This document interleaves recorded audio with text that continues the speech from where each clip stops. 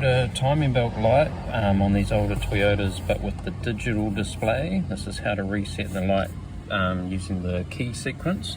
Okay, only for when the timing belt has been replaced. This one has, and the light was just not reset. It was actually done before it came up. Okay, so first thing is to turn your ignition on and just make sure you've got your odometer reading showing here. Okay, and then you're going to go ignition off. Okay, we're going to hold the trip button and we're going to turn the ignition on. We're going to keep it held down for 5 seconds. 2, 3, 4, 5. Then we're going to release and press, and we'll get this here, which shows us how much is left. And then we're going to hold again. 1, 2, 3, 4, 5, and release.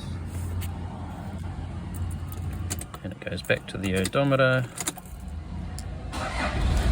and then when we start it up, the light is gone. Okay, so that is how to reset the timing belt light in a Toyota. This one's a Prado, but same for Hilux, Hiace. When you've got this digital screen, this is like a 2002 model, so all those early 2000 models, that's the key sequence to use to reset the timing belt light.